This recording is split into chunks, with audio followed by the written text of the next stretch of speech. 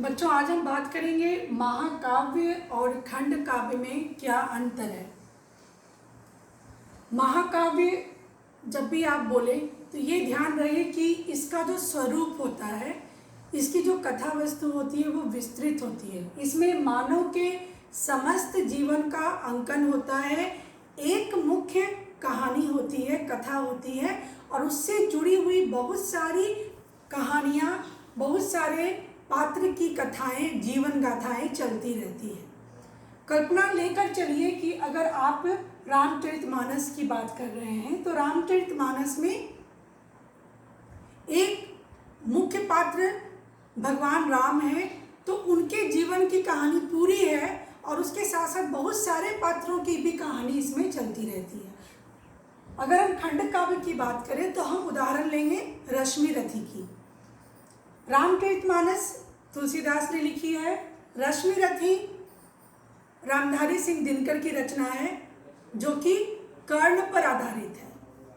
तो इसमें जीवन के किसी एक खंड की, किसी एक भाग की बात होती है। जब हम खंड काव्य की बात करते हैं, खंड नाम से ही मतलब एक हिस्सा।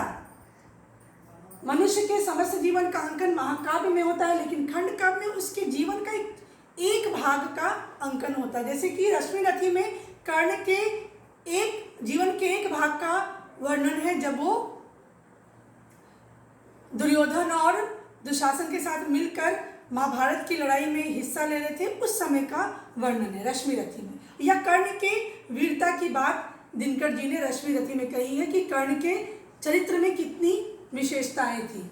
दूसरी बात है कि नायक महान होता है, सर्वगुण संपन्न होता है। भगवान राम का उदाहरण लीजिए, क्योंकि इसको जब भी आप पढ़ रहे हैं तो रामचरितमानस को लेकर पढ़िए ताकि कंसेप्ट क्लियर हो, आपकी अवधारणा स्पष्ट हो, और इसमें रश्मिरथी की बात कीजिए।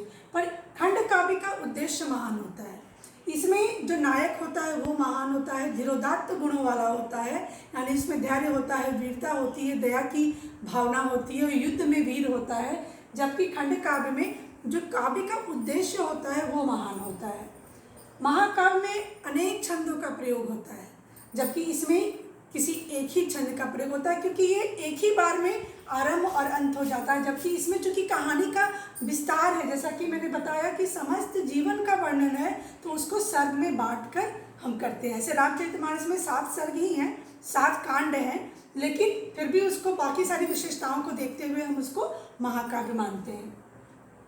महाकाव्य में वीर, श्रृंगार और शांत में से किसी एक रस की प्रधानता होती है। ऐसे बहुत सारे रस होते हैं, पर कोई एक ऐसा रस होता है जो बहुत ही प्रमुखता से उसमें नजर आता हो, जबकि श्रृंगार और करुण रस की प्रधानता खंड काव्य में देखने को मिलती है। खंड काव्य में किसी एक रस की प्रधानता अमूमन पाई जाती है। उसके बाद है कि मैंने बताया कि महाकाव्य में 8 या उससे अधिक सर्ग होते हैं, जबकि खंड काव्य में एक ही सर्ग होता है।